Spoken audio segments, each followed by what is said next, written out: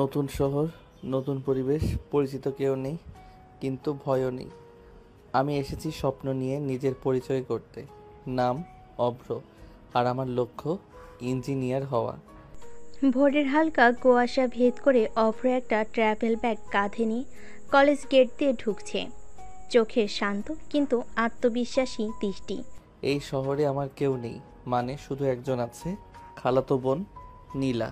ছোটবেলায় কত ঝগড়া, কত রাগ, আর এখন শুনেছি সে নাকি কলেজের রানী, রাগী রানী। একটা গাড়ির শব্দ, আর সেই সঙ্গে গেট দিয়ে প্রবেশ করে নীলা। চোখে সানগ্লাস, মুখে অহংকার, হাঁটার ভঙ্গিতে যেন তুফান বইছে। ও মাই গড, সিনিয়র আপু আসছে। সবার বাঁচার আশাই শেষ। কাল এক ছেলেকে সবার সামনে কান ধরে দাঁড় করিয়েছিল, আজ কার পালা কে জানে। নীলা ঠাস করে একটা ছেলের হাত থেকে বই পড়ে যাওয়ায় থেমে যায়। তুই চোখে দেখিস না? রাস্তায় হাঁটতে শেখোস নাই? সরি আপু, আমি অসাবধানে। এই সরি শব্দটা শুনতে শুনতে ক্লান্ত আমি। পরের বার যদি সামনে আসিস মনে রাখিস, ছুটি হয়ে যাবে। সবার মুখ থমথমে, কলেজ যেন হঠাৎ নিস্তব্ধ। এদিকে অভ্র দাঁড়িয়ে পুরো দৃশ্য দেখছে, তার মুখে মৃদু হাসি। বদলাইনি একটুও, রাগ তো যেন জন্মগত গুণ, কিন্তু আমি এসেছি আমার স্বপ্ন নিয়ে। এই আগুনেও নিজেকে জ্বালাবো না, আলো করব।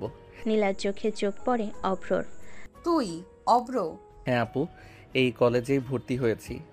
তুই এত সাহস পেয়ে গেলি কবে আমার কলেজে, আমার সামনে? এই কলেজটা তো শুধু তোমার না, আমার স্বপ্নেরও, তাই চলে এসেছি। শুনে রাখ, এখানে আমি সিনিয়র, তাই যা করবি চোখে চোখ রেখে করিস না।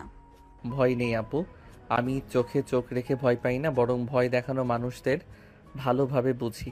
নীলা অভ্রর দিকে রাগে তাকিয়ে থাকে, আর অভ্র ক্লাসের দিকে হেঁটে যায়, বুক ভরা স্বপ্ন আর মাথায় শান্ত ঠান্ডা হাওয়া নিয়ে। কলেজের প্রথম পিরিয়ড, ক্লাসরুমে হালকা গুঞ্জন চলছে। নতুন ব্যাচ, নতুন মুখ, সবাই একটু নার্ভাস, কেউ কেউ উৎসাহিত। ভালো করে শোনো সবাই, আজ থেকে তোমাদের নতুন যাত্রা শুরু। কেউ যদি নিজেকে প্রমাণ করতে চাও, এখানেই সুযোগ। অভ্র সামনের বেঞ্চে বসে, গা ঢাকা পোশাক, চোখে শান্ত চোখ, কিন্তু মনটা একদম ফোকাসড। আচ্ছা, ক্লাসে কেউ কি আছে যে একটু পরিচয় দিয়ে বলতে পারো তোমার লক্ষ্য কি? সবার মাঝ থেকে অভ্র হাত তোলে। আমার নাম অভ্র, আমি এই শহরে নতুন। আমার লক্ষ্য একজন দক্ষ ইঞ্জিনিয়ার হওয়া। কারো চেয়ে বেশি কিছু হতে চাই না, কিন্তু নিজের সেরা ভার্সনটা তৈরি করতে চাই। ক্লাসে হালকা হাততালি। দেখছিস, নতুন ছেলেটা তো একদম সিরিয়াস। আর সিনিয়র আপুর খালাতো ভাই, রক্ষা করো। এই সময় ক্লাসের দরজা ঠাস করে খুলে যায়। নীলা প্রবেশ করে, চোখে রোদ চশমা, হাতে কফি কাপ, মুখে সেই চিরচেনা অহংকার। ওহ নীলা, তুমি এসেছো, ভালো হয়েছে।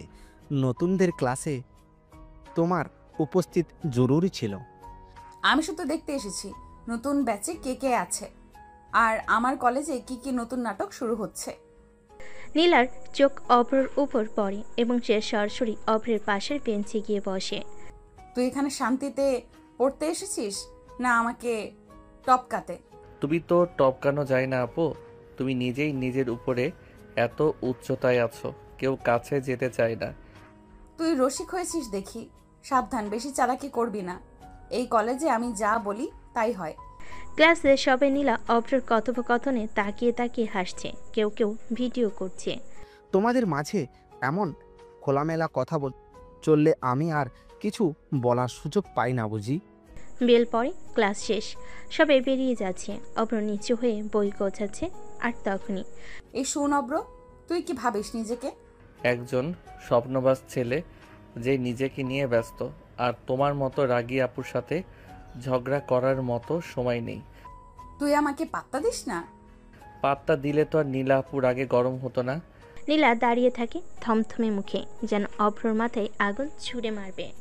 দিনটা ছিল হালকা ঠান্ডা, ক্লাস শেষ হয়ে গেছে। অভ্র লাইব্রেরির এক কোণেই বসে বই পড়ছে। মানুষ অনেক সময় নিজের কষ্ট, অপমান, গালাগালির মধ্যেও চুপ থেকে লড়ে যায়। আমারও এখন সেই সময়।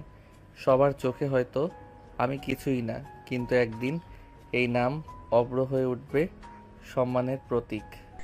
এ সময় লাইব্রেরির দরজা ঠাস করে খুলে যায়। নীলা ঢোকে, চোখে আগুন, মুখে তাচ্ছিল। তুই এখানে কি করিস? লাইব্রেরিতে বসে বই মুখস্থ করে ভাবছিস তুই আমাকে ছাড়িয়ে যাবি? আমি কাউকে ছাড়িয়ে যেতে আসিনি, শুধু নিজেকে খুঁজতে এসেছি। এত বড় কথা? তুই জানিস আমি এই কলেজের সবার সেরা, কেউ আমার সামনে দাঁড়াতে পারে না। সেরাদের ভয় যদি এত থাকে কেউ টপকে যাবে, তবে সেটা অহংকার নয়, দুর্বলতা। তুই আমাকে দুর্বল বলছিস? আমি তো কিছু বলিনি আপু, আপনি নিজেই বুঝে গেলেন। নীলা মুখ লাল করে অভ্রর সামনে দাঁড়ায়। ভেবে রাখ, তোর কলেজ জীবন সুখের হবে না। আমি তোর প্রতিটি পদক্ষেপে বাধা হয়ে দাঁড়াবো। তুই যেন এই কলেজে কোনো দিন নিজের নাম করতে না পারিস, সেটাই আমার লক্ষ্য। অভ্র তাকিয়ে থাকে কিছুক্ষণ, তারপর চোখ নামিয়ে আবার বইয়ের দিকে ফিরে যায়। চেষ্টা করো আপু, তোমার বাধা, তোমার রাগ, তোমার ঘৃণা, এগুলি হবে আমার জয়ের চাবিকাঠি। পরের দিন সকালে একটা নোটিশ বোর্ডের সামনে ভিড়। সব আগামী সপ্তাহে কলেজে প্রেজেন্টেশন প্রতিযোগিতা। সকল ক্লাসের মধ্য থেকে বাছাই হবে একজন বিজয়ী প্রতিনিধি। সবার চোখে পড়ে অভ্রের নামও সেই লিস্টে। ওই নতুন জুনিয়র শুভ্রকেও রাখা হয়েছে, ও তো ভালো কথা বলে। তবে তো সমস্যা, আমাদের সিনিয়র আপু তো জিতে যেত সব সময়, এখন তো লড়াই জমে যাবে। এই কথা শুনেই দূর থেকে নীলা দাঁড়িয়ে শুনে চোখে জ্বলে ওঠে আগুন। অব্র, তুই আমার নামের পাশে নিজের নাম রাখার সাহস পেলি? ঠিক আছে, এবার আমি তোকে এমনভাবে নিচে নামাবো তুই নিজের ছায়া থেকেও লজ্জা পাবি। কলেজের একটি হলরুমে প্রেজেন্টেশনের প্রস্তুতির জন্য সবাই জড়ো হয়েছে। ছাত্রছাত্রীরা নিজেদের কাজ নিয়ে ব্যস্ত। অভ্র এক কোণে ল্যাপটপে টাইপ করছে, নোট লিখছে। এই প্রথম একটা সুযোগ পেলাম নিজেকে প্রমাণ করার, সবার সামনে আমার স্বপ্নের কথা বলার, কিন্তু জানি এটা সহজ হবে না, কারণ এক আগুন পৃথিবী আমার সামনে দাঁড়িয়ে। এদিকে নীলা কিছু সিনিয়র বন্ধুকে ডেকে নিচু গলায় বলছে, শোন, ও অব্র যে জুনিয়র, ওকে একটু বুঝিয়ে বলবি এই প্রেজেন্টেশন সিনিয়রদের জায়গায়, ও যেন মুখ না খোলে। আরে ঠিক আছে আপু, ওর আত্মবিশ্বাস গলায় আটকে দেব। কিছুক্ষণ পর দুই সিনিয়র এসে অভ্রের টেবিলের পাশে দাঁড়ায়। তুই এখানে কি করছিস রে ভাই? নাকি ফাঁকা জায়গায় পেয়ে প্রেজেন্টেশন শেখার অভিনয় করছিস? তোর মতো জুনিয়রদের কাজ হলো নোটস আনা, চেয়ার গোছানো, মঞ্চে উঠতে আসিস না, পড়ে যাবি কিন্তু। আপনারা যদি ভয় না পান তাহলে একজন জুনিয়রের কথা শোনা উচিত, আর যদি ভয় পান তাহলে বুঝে নিন আমি কিছু একটা করতে পারি। সিনিয়ররা চমকে তাকায়। এর মধ্যেই পিছন থেকে নীলার আগমন। তুই কে রে? তোর এত সাহস কই থেকে আসে? আমার সামনে দাঁড়িয়ে এই সাহস কোথা থেকে পেলি? সাহস তো বাধার মুখেই তৈরি হয় আপু, আপনি যত চেষ্টা করবেন আমাকে থামাতে আমি তত দৃঢ় হব। তুই প্রেজেন্টেশন দিবি না, আমি দেখিয়ে দেব তোকে। সবাই কত নিচু চোখে দেখে, তোর স্বপ্ন সেটা আমি মাটিতে মিশিয়ে দেব। আপনার রাগ, অপমান, কথার আঘাত সবই আমার শক্তি। দেখে নিও, আমি হারলে চুপচাপ সরে যাব, কিন্তু জিতলে আপনি আমার চোখে চোখ রাখতে পারবেন তো?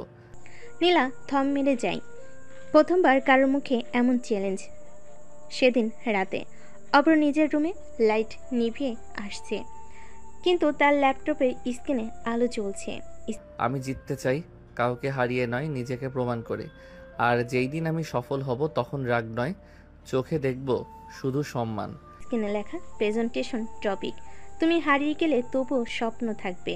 প্রেজেন্টেশনের দিন আগত। কলেজে সাজ রব, মঞ্চ, সাউন্ড সিস্টেম, লাইট সব প্রস্তুত। ছাত্ররা চেয়ারে বসে, বিচারক মঞ্চে। আজকের দিনটা আমার জীবনের একটা পরীক্ষা, স্বপ্নের প্রথম ধাপ। আমি জানি নীলা আপু চায় না আমি সামনে যাই, কিন্তু আমি ভয় পাই না, কারণ আমি তো কারো জায়গা নিতে আসিনি, আমি এসেছি নিজের জায়গা খুঁজতে। অব্র শেষবারের মতো তার ল্যাপটপে প্রেজেন্টেশন ফাইল খুলে দেখে ঠিকঠাক চলছে, কিন্তু সে জানে না কেউ ওর অনুপস্থিতিতে ফাইলটা নষ্ট করে দিয়েছে। পেছনে একটি সিন। আগের রাতে নীলা ফিসফিস করে তার এক বন্ধু রাকিবকে বলল, শুনে রাখ রাকিব, কাল অব্র যেন প্রেজেন্টেশন না দিতে পারে। ওর ল্যাপটপটা তুমি একটু সামলে নিও। তোমার কাজ ফাইলটা ক্রাশ করে দাও, কিন্তু এমনভাবে যেন ধরা না পড়ে। আপু, দুনিয়ার কেউ অভ্রের স্বপ্ন পূরণ করতে পারবে না যদি আপনি সামনে থাকেন। বর্তমান সময়ে কলেজে বড় অডিটোরিয়াম। প্রথম কয়েকজন ছাত্রছাত্রী মঞ্চে উঠে প্রেজেন্টেশন শেষ করে। এখন অভ্র নাম ঘোষিত হয়। পরবর্তী উপস্থাপক জুনিয়র বেস থেকে অভ্র হাসান। সবার চোখ অভ্রর দিকে। কেউ হালকা করতালি দিচ্ছে, কেউ হাসছে। দেখি এবার কি হয়। অভ্র মঞ্চে উঠে ল্যাপটপ খুলে প্রজেক্টরে কানেক্ট করে, কিন্তু error, file missing or corrupted. হলরুমে হালকা গুঞ্জন শুরু হয়। অভ্র কাপা হাতে আবার চেষ্টা করে, আবারও একই ফলাফল। ওরে বাবা, ফাইলটা উধাও। সিনিয়র আপুর কপাল খুলে গেল, ওই ছেলে তো মরেই গেল। বিচারকদের একজন, তুমি প্রস্তুতি নিয়েছো তো অভ্র? নীলা পিছন থেকে দাঁড়িয়ে, মুখে এক চিলতে হাসি, চোখে তৃপ্তি। স্বপ্ন? স্বপ্ন ফাইলের মতোই মুছে গেল অব্র।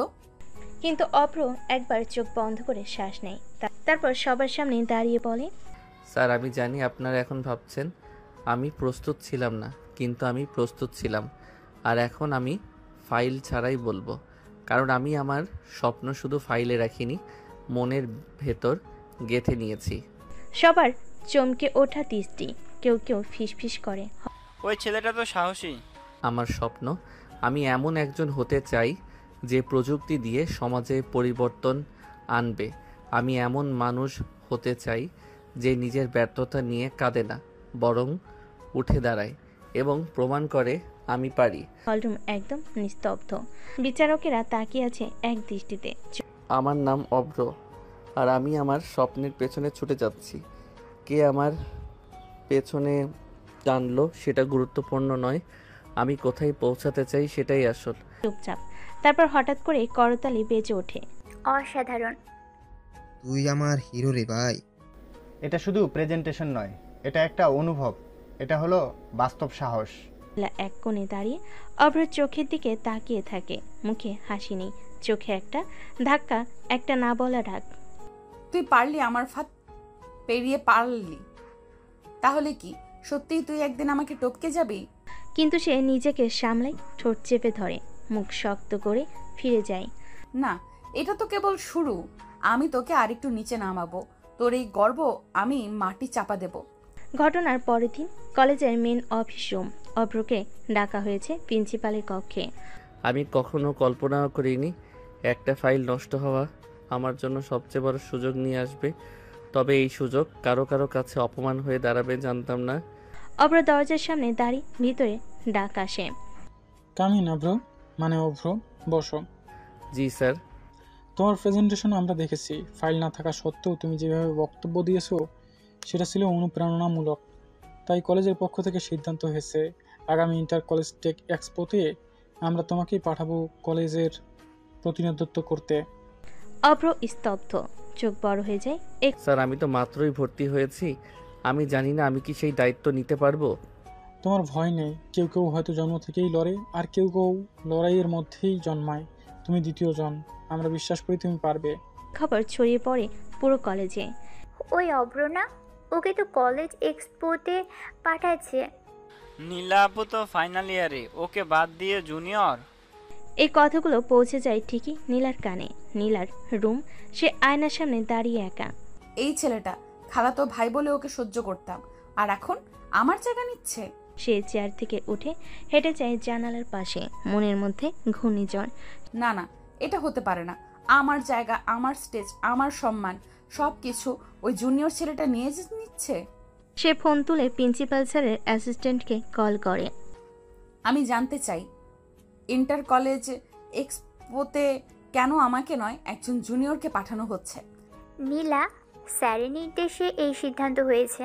তিনি বলেছিলেন এটা শিক্ষার্থীদের মেধার ভিত্তিতে হচ্ছে, সিনিয়র জুনিয়র দেখে নয়।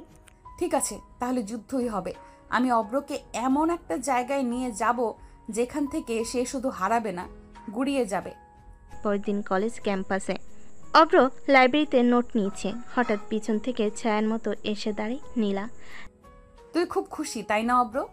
সবাই তোকে বাহানা দিচ্ছে, সম্মান দিচ্ছে, কিন্তু একটা কথা বলি আপু, আপনি যদি বলতে চান আমি এটা ডিজার্ভ করি না, তাহলে আগে আমি শুনে ফেলেছি। না না, আমি তোকে কিছু বলছি না। আমি তোকে দেখব, আমি তোকে দেখাবো তুই যে মেধাবী সেটা প্রমাণ করতে পারিস, কিন্তু আমি প্রমাণ করব তোর সম্মান কতটা ঠুনকো। আপু আপনি চেষ্টা করেন, যত বেশি ফেলে দেবে আমি তত শক্ত করে উঠব, কারণ আপনি আমার বাধা না, আপনি আমার শক্তি।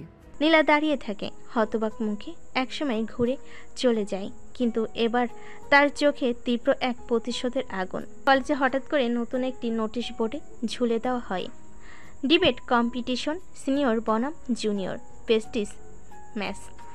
নোটিশেই স্পষ্ট লেখা, প্রধান সমন্বয়ক নীলা রহমান সিনিয়র লিডার।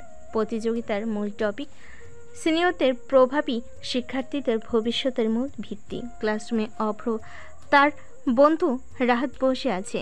নোটিশ দেখে অভ্র চুপচাপ। এই টপিক তো খালি সিনিয়রদের গ্লোরিফাই করে, মানে একদম একপাক্ষিক। তুই তাতে যাবি? জানি টপিকটা ফাদ, কিন্তু পালিয়ে গেলে ওরা বলবে আমি ভয় পেয়েছি, আর আমি জানি এটার পেছনে কে আছে। এদিকে কলেজের অডিটোরিয়ামে প্রস্তুতি চলছে। নীলা একের পর এক রিহার্সেল নিচ্ছে, অন্য সিনিয়রদের ব্রিফ করছে। তোমরা যাই করো, অভ্র যেন 1 সেকেন্ডের জন্য আত্মবিশ্বাস না পায়। ওর যুক্তি থামিয়ে দেবে তোমরা, আমি ওর উপর মানসিক চাপ দেব। তাই ও যখন মঞ্চে উঠবে ওর মুখ দিয়ে শব্দই বের হবে না। আপু, এবার তো আপনার পুরনো রাজত্ব আবার ফিরছে। আমি রাজত্ব দান করিনি, হারিয়েও দিইনি, সাময়িকভাবে নীরব ছিলাম। এবার আমার আওয়াজে আবার কাঁপবে সব। প্রতিযোগিতার দিন অডিটোরিয়ামে উপচে পড়া ভিড়, বিচারকের টেবিল প্রস্তুত। ডিবেট শুরু হচ্ছে।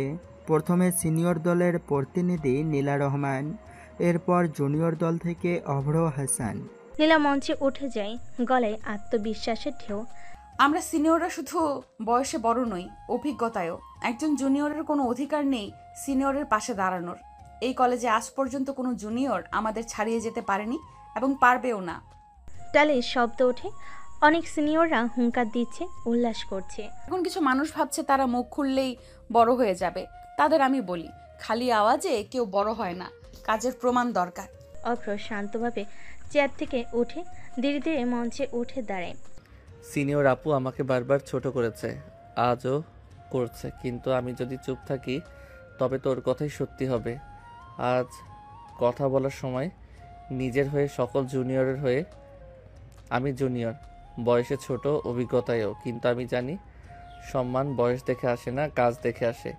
সিনিয়ররা শ্রদ্ধার পাত্র, যদি তারা পথ দেখায়, পথ আটকায় না। সবার মুখে বিস্ময়, কেউ কেউ দাঁড়িয়ে শুনছে। সিনিয়র আপুর মতে আমি শুধু মুখ খুলেছি, কিন্তু কখনো শুনেছেন কিনা জানি না, নীরবতাও এক প্রকার চিৎকার। আমি চিৎকার করিনি, আমি শুধু সত্য বলেছি, কাজ দিয়ে প্রমাণ করেছি। আমার স্বপ্নকে কেউ থামাতে পারেনি, কারণ সেটা আমার বিশ্বাসের অংশ। আপনার সিনিয়র আমি শ্রদ্ধা করি, কিন্তু ভয় করি না। চারিদিক নিস্তব্ধ। তারপর এক দফা গর্জে ওঠা করতালি। বিচারকেরাও হাসছেন। নীলা থম মেরে বসে আছে, কেউ বিশ্বাসই করতে পারছে না, সবাই অভ্রকে শুনছে। এটা কি হচ্ছে? কিভাবে সবাই ওকে শুনছে, ওর পাশে দাঁড়াচ্ছে? সে হাত শক্ত করে মুষ্টিবদ্ধ করে।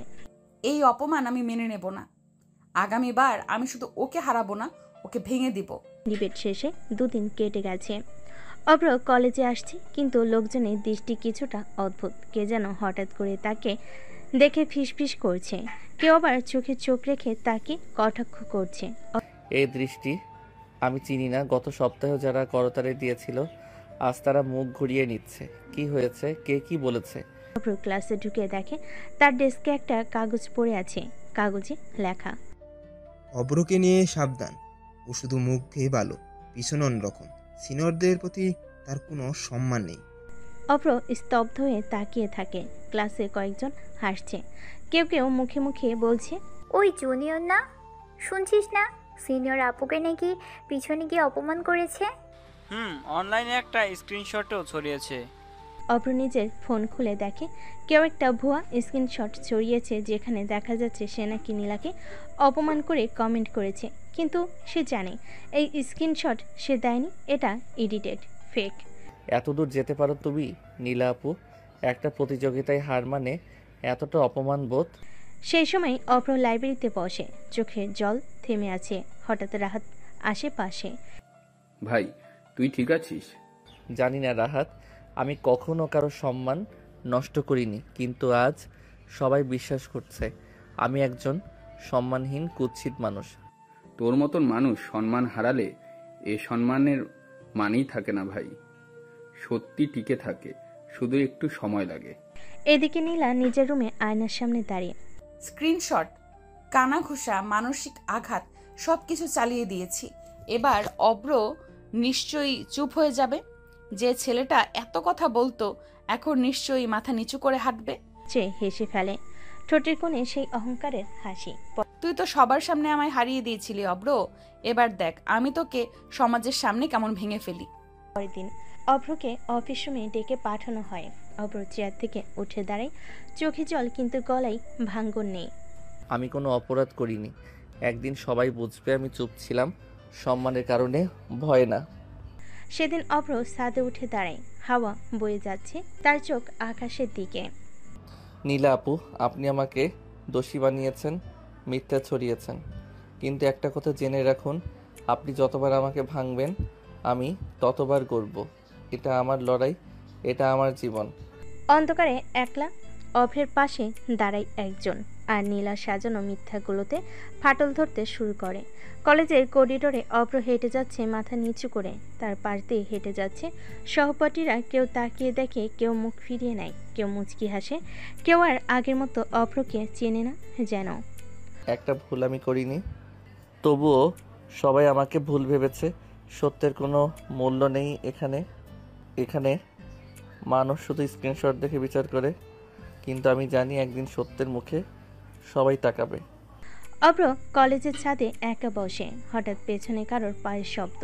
সে ঘুরে দেখে এক মেয়েকে সে আগে ঠিকমতো চিনত না, কিন্তু মেয়েটার চোখে ছিল দুঃখ, সম্মান আর সত্যের আভা। তুমি অবশ্য, তাই না? হ্যাঁ, আপনি? আমি মেহরিন, তোমার পাশে ডিপার্টমেন্টে পড়ি। আমি দেখেছি কিভাবে তোমাকে অপমানিত করা হয়েছে। তুমি একা লড়ছ, কিন্তু তুমি একা না, আমি তোমার পাশে আছি। তুমি কেন? কারণ আমি সত্য দেখেছি। নীলা আপু যেটা করেছে সেটা আমি আমার চোখে দেখেছি। আমি সেই রাতে কম্পিউটার রুমেই ছিলাম। আমি দেখেছি রাকিব কিভাবে তোমার ফাইল মুছে দিচ্ছিল। আমি চুপ ছিলাম, কিন্তু এখন না। এখন আমি চুপ থাকলে আমি অপরাধী হব। ধীরে ধীরে চোখ মেলে তাকায় মেয়েটির দিকে, কোনো অন্ধকারে একটা আলো রেখা যেন। তাহলে তুমি আমার পক্ষে সাক্ষ্য দেবে? হ্যাঁ, আমি কলেজ অথরিটির কাছে সব বলবো। সত্যকে মুখোশের নিচে রাখতে দেওয়া যাবে না। আর কলেজ অফিস রুম, প্রিন্সিপাল, কয়েকজন শিক্ষক, অভ্র, মেহরিন আর নীলা উপস্থিত। আমরা জানতে পেরেছি নতুন তথ্য। মেহরিন যেটা বলেছে সেটা যদি প্রমাণ হয় তাহলে বড় শাস্তি হবে। নীলা, তুমি কি বলবে? আমি শুধু ওকে একটু থামাতে চেয়েছিলাম। ওর এত সাহস, জুনিয়র হয়ে আমার পাশে দাঁড়ায়, আমার নামের পাশে নাম রাখে। আমি চুপ থাকতে পারিনি। তুমি তোমার ব্যক্তিগত অহংকারের জন্য একজন শিক্ষার্থীর জীবন ধ্বংস করতে চেয়েছিলে। এটা মেনে নেওয়া যায় না। তোমার বিরুদ্ধে ডিসিপ্লিনারি অ্যাকশন নেওয়া হবে। নীলা কিছু বলার আগে অভ্র কথা বলে ওঠে। স্যার, আমি শাস্তি চাই না, আমি শুধু চাই সবাই সত্যটা জানুক, আর কেউ যেন মিথ্যার সামনে মাথা না নিচু করে। তুমি সত্যিই ভিন্ন মানুষ অভ্র। তোমার মতো শিক্ষার্থী কলেজের গর্ব। সবার সামনে অভ্রর সম্মান আবার ফিরে আসে। সবাই করতালি দেয়, অনেকে এগিয়ে এসে ক্ষমা চায়, অনেকে বলে ভাই আমরা ভুল বুঝেছি। সেদিন বিকেলে অভ্র আর মেহরিন লাইব্রেরির সামনে বসে। তুমি চাইলে ওর বিরুদ্ধে অনেক কিছু করতে পারো, কিন্তু করলে না কেন? কারণ আমি শুধু জিততে চাই না, আমি কাউকে হারিয়েও দিতে চাই না। আমি শুধু সত্যটাকে তার জায়গায় রাখতে চাই। মেহরিন তাকিয়ে থাকে অভ্রের চোখে। ধীরে ধীরে একটা মুচকি হাসি ফুটে ওঠে তার ঠোঁটে। অভ্র নিজের জায়গায় পৌঁছাতে শুরু করে, আর নীলার অহংকারে চির ধরতে শুরু করে। কলেজ অডিটোরিয়ামে জাতীয় পর্যায়ে টেক ইভেন্টে যাওয়ার আগে অভ্রর বিদায় অনুষ্ঠান চলছে। সব শিক্ষক, ছাত্রছাত্রী এবং কলেজ অথরিটি উপস্থিত। আমাদের কলেজের গর্ব জুনিয়র ব্যাচের অভ্র হাসান এবার দেশের সেরা টেক এক্সপোর্টে কলেজ থেকে প্রতিনিধিত্ব করতে যাচ্ছে। একজন সত্যিকারের লড়াকু এবং মেধাবী শিক্ষার্থী। চারদিক করতালিতে মুখরিত হয়ে ওঠে। অভ্র মঞ্চে উঠে ধীর পায়ে মাথা নিচু নয়, বরং আত্মবিশ্বাসে ভরা। চোখে তাকায় চারপাশে। নীলা পিছনের সারিতে দাঁড়িয়ে, মাথায় ওনা, চোখে কালো চশমা, যেন নিজেকে লুকিয়ে রাখতে চায়, কিন্তু তবুও তার বুকের মধ্যে কাঁপছে কিছু। তুই পেরেছিস। আমি তোকে থামাতে চেয়েছিলাম, ভাঙতে চেয়েছিলাম, কিন্তু তুই আগুনের মতো জ্বলে উঠেছিস। তার চোখে হালকা পানি চিকচিক করে। সে জানে আজ যে করতালি বাজছে সেগুলোর প্রতিটা তার গালে চপেটাঘাত।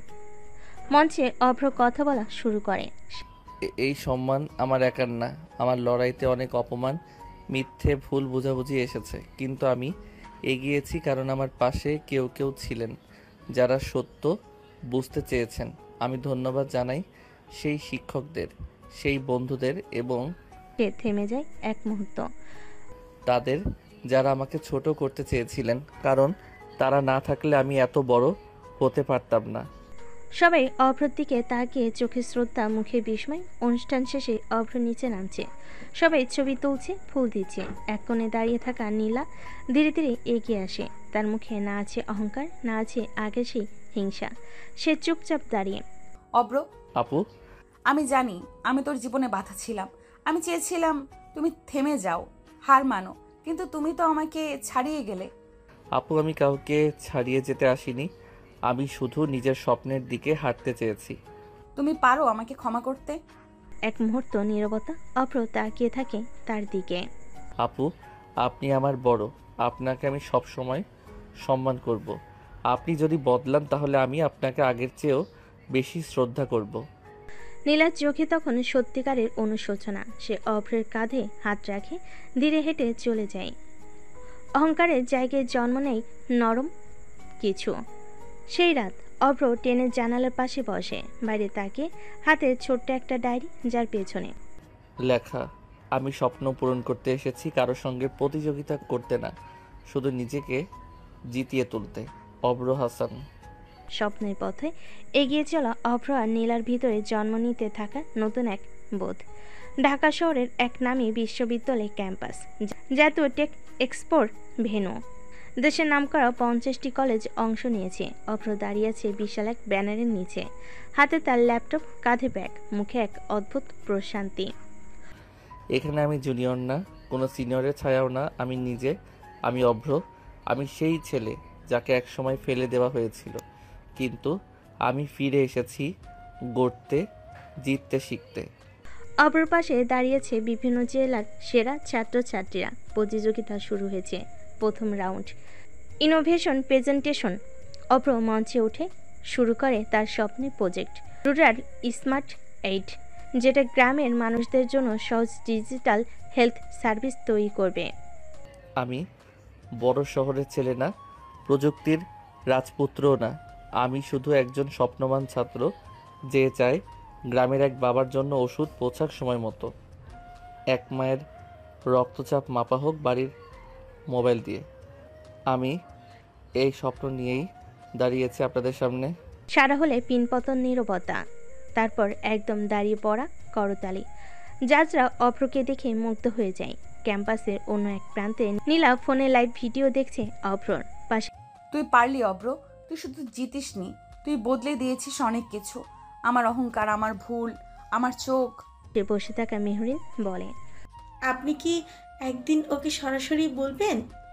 একদিন হয়তো, যদি সে চায়, যদি সে ক্ষমা করে দেয়, যদি সে আমাকে আবার মানুষ ভাবে।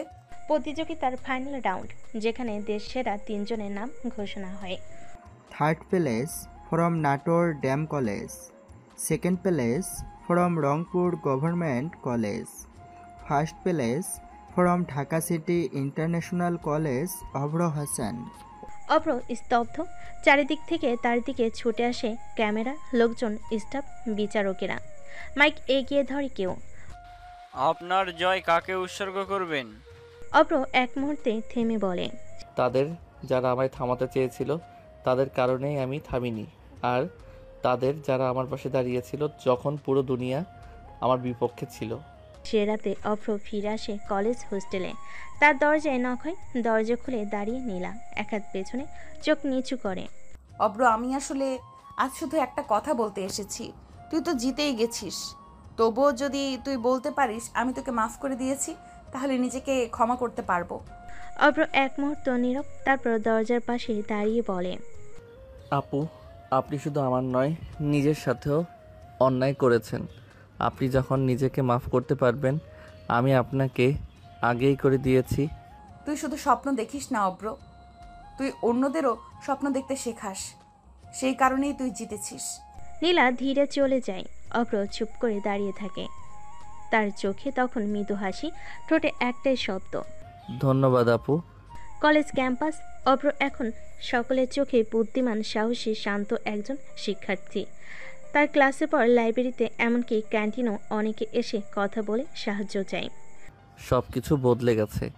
অপমান, ভয়, অভিযোগের সেই দিনগুলো এখন পেছনে। তবে একটা জিনিস এখনও অদৃশ্য, ভালো লাগা নামক অনুভব। আমি কখনো সময় দেইনি সেটাকে বেড়ে ওঠার।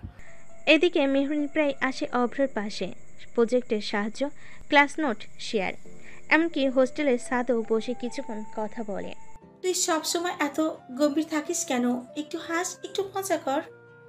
আমি যদি হাসতে শিখি তাহলে এই শহরও হাসবে, তাই সময় নিচ্ছি। মেহরিন হেসে ফেলে, একটা নিষ্পাপ হাসি, কিন্তু তার চোখে লুকিয়ে থাকা একটা অনুভব সে নিজে হয়তো বোঝে না এই ছেলেটার জন্য তার ভেতরে কি জন্ম নিচ্ছে। তবে এদিকে নীলা এখন একদম পাল্টে গেছে।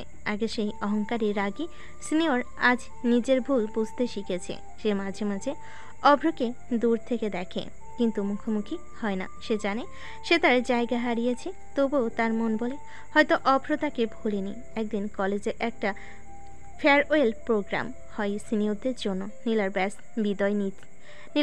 বিদায় নিচ্ছে। সব সিনিয়ররা শাড়ি পরে এসেছে।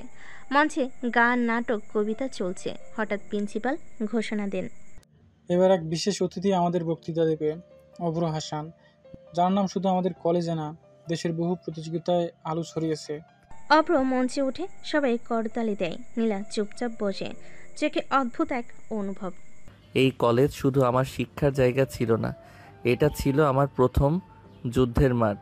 আমি এখানেই শিখেছি কে বন্ধু, কে প্রতিদ্বন্দ্বী, আর কে মন থেকে দুঃখ দিয়ে অনিচ্ছায় আপন হয়ে যায়। নীলা তার দিকে তাকায়, এক চোখে পানি আর এক চোখে আশা। আমি একটা নাম এখানে বলিনি, যিনি একসময় আমার বিরুদ্ধে ছিলেন, তবে আজকে আমি তার মতো বদলে যেতে চাই, কোনো অহংকার নয়, সত্য, শান্তি আর শ্রদ্ধা দিয়ে। অনুষ্ঠান শেষে ভিড়ের মাঝেই নীলা চুপচাপ এসে দাঁড়ায় অভ্রর সামনে। তার পরনে ছিল হালকা বেগুনি শাড়ি, চোখে কাজল আর ঠোঁটে শুধু এক টুকরো কথা। তুই কি বিশ্বাস করিস দুইটা মানুষ দূর থেকে থাকলেও এক সময় একই ছাদের নিচে থাকতে পারে? যদি তারা নিজেদের বদলাতে শেখে আর সত্যিকারভাবে একে অপরকে বুঝতে চায়, তাহলে অবশ্যই পারে। তাহলে একদিন যদি আমি খুব শান্তভাবে বলি তোর পাশে থাকতে চাই, তুই কি বলবি? তখন বলবো, তুমি তো অনেক আগে আমার জীবনে এসে গিয়েছেন আপু, শুধু আমি বুঝতে দেরি করেছি। দুজনের চোখই তখন ভেজা, এক ধরনের স্বস্তি। দূরে মেহরিন দাঁড়ি, তার মুখে হালকা চিরাচরিত হাসি, কিন্তু সে জানে তার জায়গা বন্ধুতে, ভালোবাসে না। সে শান্তভাবে পেছনে ফিরতে হাঁটতে থাকে। সহযোগিতা, অহংকার, অপমান সব কিছুর পরে এবার সম্পর্কে ভিত গড়ে ওঠে, সম্মান আর সত্যতার ভিত্তিতে। কলেজ শেষ, সবার সেমিস্টার ফাইনাল শেষ হয়েছে, বিদায় অনুষ্ঠান শেষ, সবাই যার যার পথে। কিন্তু অভ্র এখনও ঢাকায় আছে, কারণ সে এখন দেশের বড় এক প্রতিষ্ঠানে ইন্টার্ন করছে। এক বিকেলে হঠাৎ অভ্রর ফোনে কল পায়। বাবা, এই শুক্রবারে আমরা ঢাকায় আসছি, তোকে একবার দেখে যাব। তোর ছোট খালাও আসবে, তার মেয়ে তোকে একবার দেখতে চায়। মানে, কে সেই খালাতো বোন? নীলা, তোরা তো এক কলেজেই ছিলি না? ও এখন অনেক বদলে গেছে, ও নিজেই তোর খোঁজ রাখে এখন। অভ্রর বাসা শুক্রবার। নীলা গোলাপি কালারের সালোয়ার কামিজ পরে এসেছে, চোখে হালকা কাজল, ঠোঁটে মৃদু হাসি। হয়েছি, তুমিও তো অবাক করে দিচ্ছ অনেক দিন ধরে। আমাকে দেখে অবাক হয়েছিস? আমি একসময় ভেবেছিলাম সম্মান শুধু সবার উপর থাকলে পাওয়া যায়, কিন্তু আজ বুঝি সম্মান পাওয়া যায় যদি মন নিচু থাকে। আমিও শিখেছি কাউকে ক্ষমা করতে পারা বড় গুণ, তবে তুমি আমাকে সেই গুণটা শিখিয়েছ নীলা আপু। তাদের কথা চলতে থাকে। একসময় অভ্রর মা এসে বলে, ওরা এখন শুধু ভাই বোন না, একে অপরকে ভালো বুঝে। তোর খালাও রাজি। আমরা যদি বিয়ের কথা ভাবি, তোমরা কি বলো? নীলার চোখে চমক। অভ্র তাকায় মায়ের দিকে, তারপর চোখ রাখে নীলার চোখে। আমি তো চেয়েছিলাম স্বপ্ন পূরণ করতে, কিন্তু কেউ যদি সেই স্বপ্নের পাশে হয়ে দাঁড়ায় তাহলে বাকি পথ একসাথেই চলা যায়, তাই না? তোর হাত ধরেই হাঁটতে চাই, কিন্তু প্রতিবার তুই আগে এক পা বাড়াবি, আমি তার পাশে থাকব। তুই সামনে থাক, আমি তোকে সম্মান দিয়ে ভালোবাসবো। একদিন আমার সবচেয়ে বড় শত্রু আমার জীবনের সবচেয়ে কাছের হয়ে যাবে, এটা ভাবিনি।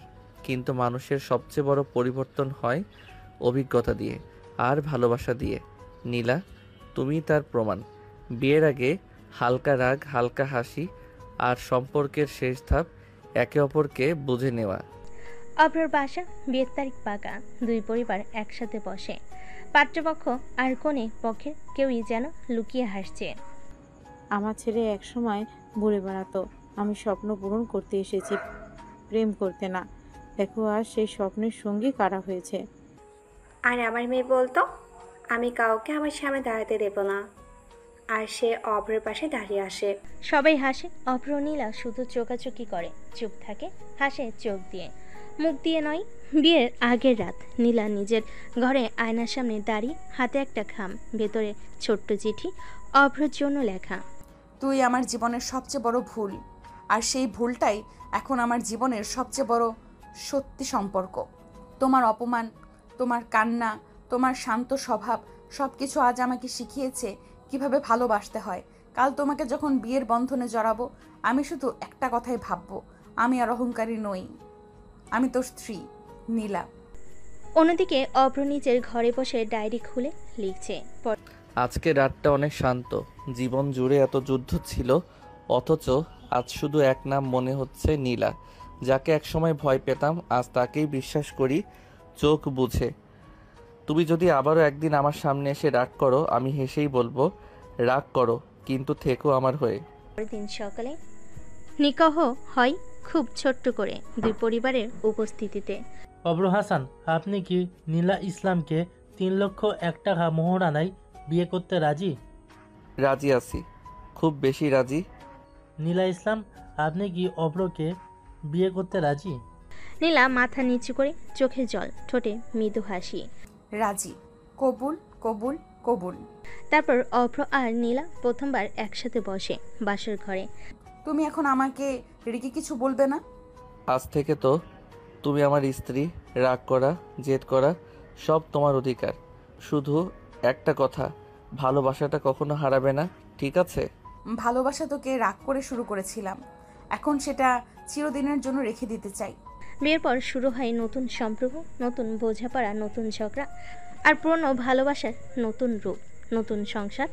অভ্র নীলা এখন এক ঘরে স্বামী স্ত্রী হয়ে। সকালের আলোয় অভ্রর ঘুম ভাঙে। পাশে তাকিয়ে দেখে নীলা আয়নার সামনে বসে মাথায় ঘোমটা দিয়ে কপালে পড়ছে। এই যে, আমি তো নতুন বউ দেখে উঠতেই পারলাম না। তুমি এত সকালে উঠে কি করবে? তোমার এই মুখ দেখেই তো বাঁচি, আর যদি রাগ না করো তাহলে তো জীবনটা হেসে চলে যাবে। যত কথা, রাগ করলে তোমাকে এখন থেকেই রান্নাঘরে পাঠিয়ে দেব। ওই মিষ্টি রাগটা যদি না থাকতো তাহলে আমি যে প্রেমে পড়তাম না। দুজনই হেসে ওঠে। ঘরের দেওয়ালে এখন আর বিভাজন নেই, এখন সেখানে দুইটা আত্মা, একটাই সম্পর্ক। দুপুরের খাবার টেবিল, অভ্র খাচ্ছে আর নীলা রান্না করে। আজ বুঝি মরিচ একটু বেশি পড়েছে। তাহলে আর খেতে হবে না, বাইরে গিয়ে খেয়ে আসো। এই যে রাগ, এটাতে আমি বাঁচি। তুই ঠিক আগের মতোই আছো নীলা।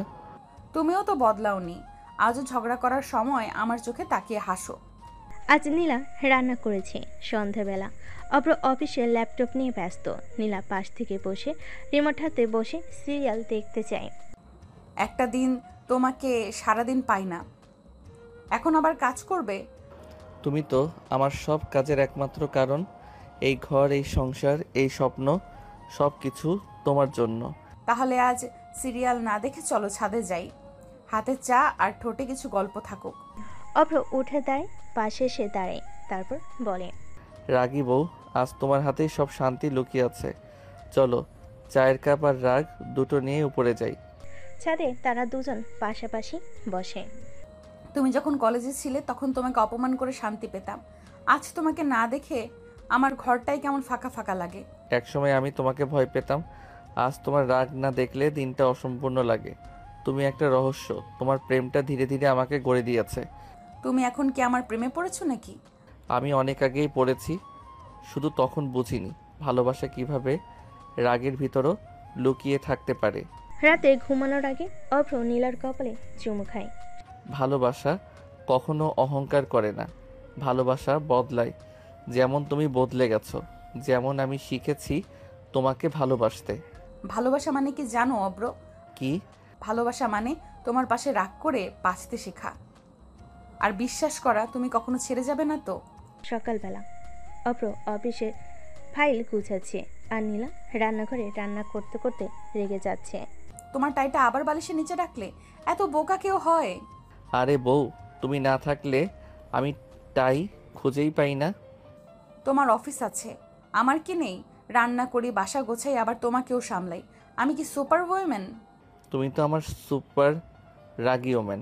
রেগে গেলে আমার হার্টবিটও থেমে যায় শুধু দেখার জন্য। নীলা লাজুক হয়ে চোখ ঘুরিয়ে নেয়, কিন্তু রাগে চামচ দিয়ে ডাল নেড়ে শব্দ করে। একটু পর অভ্র অফিসে চলে যায়।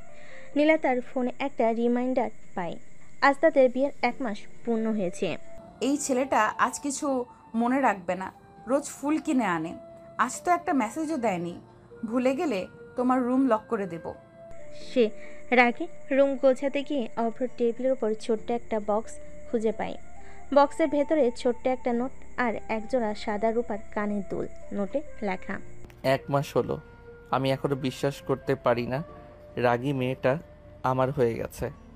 এই কানের দুলের মতোই তুমি আমার জীবনের আলো। তোমার হাসি হোক আমার শ্রেষ্ঠ পুরস্কার। নীলার চোখে জল চলে আসে, সঙ্গে একটা বিশাল হাসি। সন্ধ্যার পর অভ্র বাড়ি ফিরে। নীলা মুখ গম্ভীর করে বসে আছে। কি হয়েছে, আবার রেগে আছো? তোমার দেওয়া উপহার খুঁজে পেয়েছি, তাই এবার রাগ করছি না। তবে এইটা বুঝে রাখো, আমি যদি একদিন কম রাগ করি বুঝে নিও ভালোবাসা বাড়ছে। তোমার রাগই তো আমার ভালোবাসা, জানো। দুজনে হেসে ওঠে। রাতের খাবারে আলু ভর্তা আর ইলিশ মাছ অভ্র খায় আর বলে, এই যে রান্না, রাগী মেয়ের হাতেও এত মিষ্টি স্বাদ থাকতে পারে ভাবিনি। তোমার মুখে যদি মিষ্টি কথা না থাকতো আমি রান্নাই করতাম না। রাত গভীর, অভ্র বই পড়ছে। নীলা তার কাঁধে মাথা রাখে। তুমি যদি কোনোদিন অন্য কাউকে নিয়ে না ভাবো তাহলে আমি প্রতিদিন রাগ করতেও রাজি আছি। তোমার সঙ্গে এই ঝগড়াগুলো আমার ভালোবাসা। তুমি রাগ করবে আমি মানাবো, তুমি চুপ থাকবে আমি খুঁজবো, তুমি কাঁদবে আমি চোখ মোছাবো। এই তো আমাদের সংসার, ঝগড়ার মধ্যে ভালোবাসা। ভালোবাসা মানে শান্ত সম্পর্ক না, বরং একে অপরের রাগ অভিমানকে ভালোবেসে আগলে রাখা। অভ্র অ্যান্ড নীলা। এক সন্ধ্যায় অভ্র অফিস থেকে ফিরে দেখে টেবিলের ওপর একটা খাম রাখা, বড় বড় করে লেখা, international ICT fellowship final selection. আমি কি সত্যি এই স্কলারশিপটা পেয়েছি? এই তো আমার স্বপ্ন, দেশের বাইরে গিয়ে বড় কিছু শেখা, কিছু করা। সে খাম খুলে পড়ে। 3 মাসের জন্য কানাডা যেতে হবে আইসিটি অ্যাডভান্স ট্রেনিং ও রিসার্চ প্রোগ্রামে অংশগ্রহণ করতে। রাতে খাবার টেবিলে অভ্র খুশি হয়ে খামটা নীলার দিকে বাড়িয়ে দেয়। নীলা দেখো, আমি কানাডা যাচ্ছি 3 মাসের জন্য, এরপর আরও সুযোগ পেতে পারি। 3 মাস মানে? আমি তোদের সাথে থাকতে শিখেছি অব্র। এই যাওয়াটা ছাড়ার নয়, বরং কিছু পাওয়ার। তুমি তো জানো আমি ছোটবেলা থেকেই চাই বড় কিছু শিখতে, বড় কিছু করতে। আমি তোমার জন্য ছোট হয়ে থাকবো? তোমার এই বড় হওয়ার মাঝে আমার জায়গা কোথায়? তুমি আছো আমার হৃদয়ে, আমার প্রতিটি স্বপ্নে। তোমার জন্যই তো আমি এগোতে চাই। তুমি শুধু নিজের স্বপ্ন দেখো, একবারও ভাবো না আমি তোমার পাশে থাকলে তুমি কতটা বড়, আমি ছাড়া তুমি কতটা একা। রাতে নীলা একা ছাদে বসে, চোখে জল, মন ভেঙে গেছে। অভ্র এসে পাশে বসে। তুমি কি চাও যে আমি এই অফারটা ফিরিয়ে দেই? হ্যাঁ, আমি চাইতাম তুমি আমাকে প্রাধান্য দাও। এই 3 মাসে আমি কতবার তোমার পাশে বসে চা খেতে চাইতাম জানো। তুমি আমাকে ভালোবাসো তো? ভালোবাসি। আর তুমি? তোমার জন্যই তো আমি স্বপ্ন দেখি, আমি চাই তুমি একজন আইসিটি এক্সপার্টস ওয়াইফ না হয়ে একজন স্বপ্ন পূরণ করা অভ্রর প্রাণ হোক। পরদিন নীলা দরজার পাশে অভ্রর ব্যাগ গুছিয়ে দিচ্ছে। ফ্লাইটের সময় দেখে নিও, আর যাওয়ার পরে রোজ কল দিবে। আমি তোমার অপেক্ষায় থাকবো অভ্র। অভ্র এগিয়ে এসে নীলার কপালে চুমু দেয়। তুমি শুধু অপেক্ষা করো, আমি শুধু শেখার জন্য যাচ্ছি, তোমার থেকে দূরে যাবার জন্য না। এই 3 মাসে প্রতিদিনই তোমার সাথে ফোনে কথা বলবো, তুমি আমার ভেতরেই থাকবে। কখনো কখনো ভালোবাসা মানেই কাউকে যেতে দাও, স্বপ্নে দেখে প্রিয় মানুষকে উৎসাহ দেওয়া, কারণ সে ফিরবে আরও শক্ত হয়ে, আরও ভালোবাসা নিয়ে। বিদেশে থাকা অভ্র রোজ মেসেজে লিখে পাঠায় নীলাকে, কিন্তু একদিন হঠাৎ সব থেমে যায়, আর তাতেই ভেঙে পড়ে ভালোবাসা, জন্ম নেয় সন্দেহ, অভিমান। ভোরের আলোয় নীলা বারান্দায় দাঁড়িয়ে, হাতে মোবাইল, অভ্রর পাঠানো কানাডা থেকে মেসেজের প্রতিদিনের ছোট ছোট কথাগুলো। তোমাকে ছাড়া প্রতিটা দিন একটা যুদ্ধ, এই মেসেজগুলো আমার বাঁচার অক্সিজেন। সে একটা মেসেজ দেখে। নীলা, আজ তোমার কথা ভেবে কানাডার ঠান্ডায় দাঁড়িয়ে থেকেছি অনেকক্ষণ। তোমার গলা না শুনলে এখন আর কোনো কাজেই মন বসে না। চা বানিয়েছি নিজের হাতে, কিন্তু তোমার হাতের মতো স্বাদ পাই না। তুমি বুঝো না, তুমি থাকলে আমার জীবনটা কেমন পূর্ণ। নীলার চোখে জল টলমল করে কেটে যায় দিন, শব্দ মেসেজে আসা বন্ধ হয়ে যায় হঠাৎ করে। নীলা প্রথমে ভাবলো হয়তো কোনো প্রবলেম, কিন্তু এরপর 10 দিন 15 দিন কিছুই না। অভ্র কি ভুলে গেছে আমাকে, নাকি অন্য কিছু হয়েছে? এমন তো হওয়ার কথা ছিল না। এক সন্ধ্যায় নীলা অভ্রের মায়ের কাছে গিয়ে বলে, মা, অভ্র গত 2 সপ্তাহে কোনো মেসেজ পাঠায়নি, কলেও পাওয়া যাচ্ছে না। আপনি কিছু জানেন? না মা, আমি ভাবছিলাম তুই আমাকে বলবি। আমি ভেবেছিলাম তোদের প্রতিদিন কথা হয়। নীলা হতাশ হয়ে ছাদে উঠে। হাতের মধ্যে অভ্রের শেষ মেসেজটা পড়তে পড়তে মনে পড়ে অভ্রের কথা। তুমি যদি কখনো আমার কোনো চিঠি না পাও, তাহলে এটা বুঝবে আমি তোমার কাছে ফিরে আসার পথ খুঁজছি। ভয় পাবে না, রাগ করবে না, তুমি শুধু আমার জন্য অপেক্ষা করো। এর লাইনগুলো পড়ে চোখে জল আসে, কিন্তু হৃদয় বোঝে কিছু একটা ঠিক নেই। রাতে নিজের ডায়েরিতে লিখে, আজ 18 দিন হলো অভ্রর কোনো খোঁজ নেই, মেসেজ নেই, ফোন নেই, বার্তা নেই। এই নীরবতা আমাকে ধ্বংস করছে। আমি কি শুধু তার রাগী বউ, নাকি আমি আর কিছু না? একদিন অভ্রদের পাশের বাড়ির একজন মহিলা এসে বলে, অভ্রকে নাকি এক গার্লস প্রজেক্টের সঙ্গে দেখা গেছে। কাজের মেয়েটার নাম সামারা, কানাডার প্রজেক্ট লিডার। ওরা নাকি একসাথে প্রায়ই থাকে। নীলার মুখ শুকিয়ে যায়, চোখ দুটো রাগে জ্বলে ওঠে। তাহলে সে আমাকে ভুলে গেছে? আমার রাগ, আমার ভালোবাসা, আমার সবকিছু ভুলে গেছে? রাতে নিজের ঘর লক করে বসে থাকে, কোনো খাবার খায় না, কারোর সঙ্গে কথা বলে না। তুই আমার না হোস, তাহলে আমি কেন তোর জন্য জীবনটা বন্ধক রাখবো? তোর সব মেসেজ আর রাখবো না আমি। তুই আর আমার কিচ্ছু না, কিচ্ছু না। অভ্র ফিরে এসেছে 3 মাসের প্রশিক্ষণ শেষে, কিন্তু যে ঘরে সে ফিরেছে সে ঘরে যেন সব পুড়ে ছাই। হযরত শাহজালাল আন্তর্জাতিক বিমানবন্দর, ঢাকা। অভ্র চোখে সানগ্লাস, হাতে সুটকেস, মুখে ক্লান্তি, মনে উত্তেজনা। 3 মাস, 3টা মাস কেটে গেল। প্রতিদিন মেসেজ দিয়েছি, প্রতিদিন ভালোবেসেছি। আজ তাকে জড়িয়ে ধরবো আর বলবো, তুমি আমার অর্জন, তুমি আমার ঘর। সে সরাসরি বাসায় যায়। দরজার সামনে দাঁড়াতেই হালকা শিউরে ওঠে। এই দরজার অপরে এক অদ্ভুত নীরবতা। নীলা, আমি এলাম, দরজা খোলো তো। দরজা খুলে যায়। সামনে দাঁড়িয়ে নীলা, চোখ লাল, চেহারা শুকনো, ঠোঁটে কোনো হাসি নেই। তুমি তুমি এমন কেমন হয়ে গেছো? 3 মাস ধরে আমি জানতাম না তুমি বেঁচে আছো কিনা। তুমি আমাকে ভুলে গেছো, আমাকে একটা মেসেজও দাওনি, খোঁজ নিছো আমার আমি কেমন আছি। অভ্র থমকে দাঁড়ায়। কি বলছো? আমি তো রোজ মেসেজ লিখেছি। শেষের দিকে সামারা নামে একজন অফিসের সহকর্মী আমার সাথে কাজ করছিল ঠিকই, কিন্তু আমি তো তোমাকে একদিনও ভুলিনি। তুমি কি ভাবছো আমি এসব বিশ্বাস করব? সবাই তো বলেছে তুমি ওর সঙ্গে সময় কাটাচ্ছ। আমি তোমাকে ফোন করতে পারিনি, মেসেজও পাইনি। তুমি ছিলে সামরার, আমি তো শুধু অপেক্ষা করা এক বোকা বউ। ধীরে কাছে আসে, নীলার হাত ধরে। নীলা, বিশ্বাস করো, সামারা আমার সহকর্মী মাত্র। মেসেজ আমি পাঠিয়েছিলাম, হয়তো পৌঁছায়নি, কিন্তু তুমি কেন একটা বারও কল করনি? কেন বিশ্বাস হারালে? কারণ তুমি আমার হৃদয়টা ভেঙে দিয়েছিলে অব্র। আমি তোমাকে বিশ্বাস করছিলাম আমার সব কিছু দিয়ে, আর তুমি আমাকে ছেড়ে দূরে গিয়েছিলে। ভালোবাসা দূরত্ব সইতে পারে না। মুহূর্তে নীরবতা। অব্র মোবাইল বের করে একটা মেসেজ বের করে দেখায়। এই মেসেজটা আমি ফিরতি ফ্লাইটে লিখেছিলাম।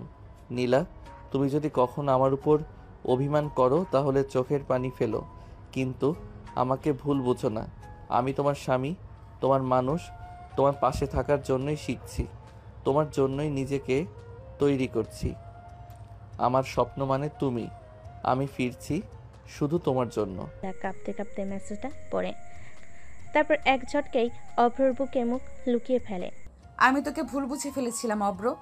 আমি তো তোমার জন্য বাঁচতাম। তুমি ভুল বুঝেছ, কারণ তুমি আমায় ভালোবাসো। ভালোবাসা যেখানে গভীর হয় সেখানে অভিমানও গভীর হয়।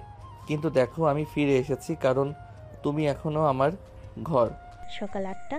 অভ্র আয়নার সামনে দাঁড়িয়ে টাই ঠিক করছে। নীলা হাতে ব্রেকফাস্টের ট্রে নিয়ে আসে, চোখে মুখে বিরক্তি। সকাল সকাল আবার অফিস? গতকাল রাতে ঠিকমতো কথা বলো নাই, আবার আজও এত তাড়াহুড়া? প্রজেক্ট সাবমিশন আর ক্লায়েন্ট মিটিং, এই কয়টা দিন একটু ব্যস্ত আছি, তুমি বুঝো না? আমি বুঝি না। আমি তো ঘরের বউ, রান্না করব, তোমার জামা গোছাবো, চা বানাবো, আর তুমি অফিসে গিয়ে হাসবে অন্যদের সাথে। আবার শুরু করলে রাগিরানি। আমি অফিসে দেরি করব না।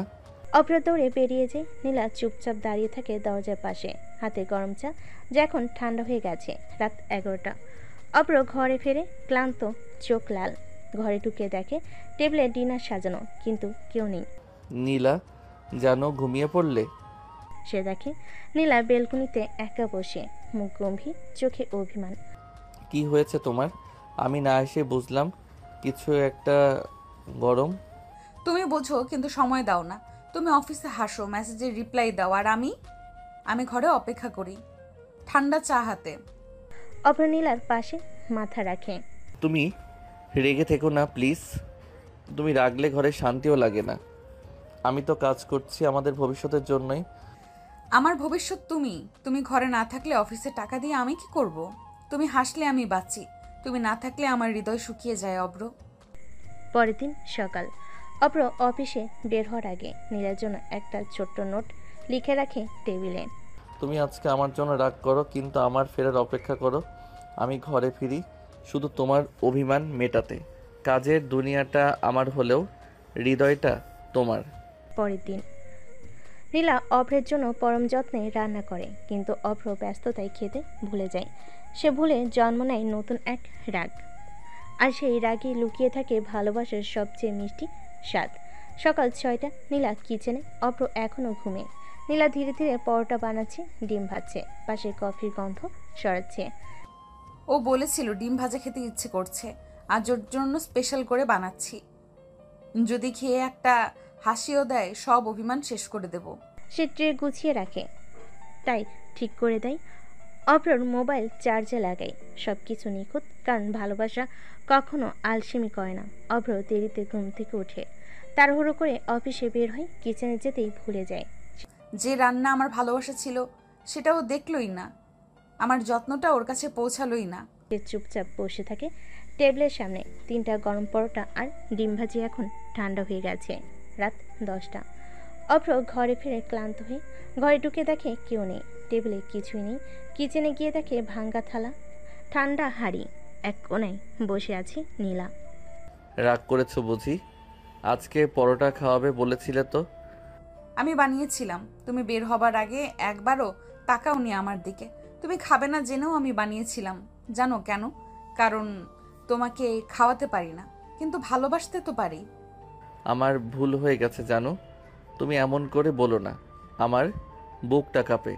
তুমি যদি খাবার না বানাও আমি তো ভালোবাসাও পেতে পারি না। অভ্র টেবিলে বসে, ঠান্ডা পরোটা গরম না করেই খাই। নীলা চুপচাপ তাকিয়ে থাকে। গরম করে দেই? না, তুমি রাগ করে বানিয়েছো আর আমি ভালোবেসে খাচ্ছি।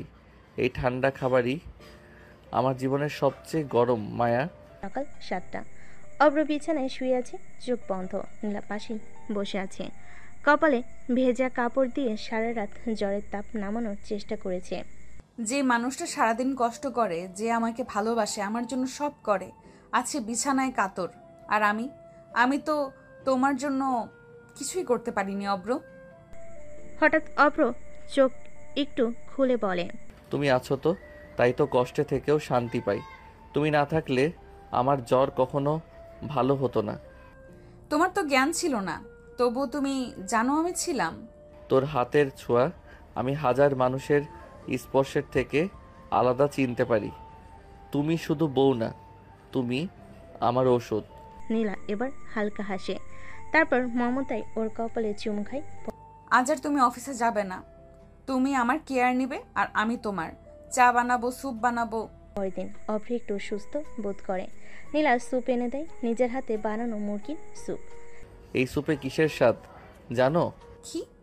ভালোবাসার, যত্নের আর রাগ করে বানানো অভিমানের স্বাদ। তুমি না থাকলে এই বিছানা, এই ঘর, এই জীবন সব অসুস্থ থাকতো। প্রেম মানে শুধু ঘোরাঘুরি, ছবি তোলা নয়। প্রেম মানে জ্বরে কপালে হাত রাখা, ঠান্ডা মাথায় করা চা বানানো, আর ভালোবাসা দিয়ে ওষুধে কাজ করা। বিয়ের 1 বছর পার হতে চলেছে, তবুও ছোট ছোট অভিমান আর না বলা ভালোবাসা আজও তাদের জীবনে চায়ের মতো সাথে আছে। রাতে অভ্র ফিরেছে অফিস থেকে ক্লান্ত হয়ে। ঘরে ঢুকে দেখে ঘর অন্ধকার। টেবিলে রাখা একটা কাগজ, তাতে নীলার হাতে লেখা, আমি কিছু বলবো না, তুমি সব বুঝে নাও অব্র। তুমি কি খেয়েছো, কি করেছো কিছু জানি না।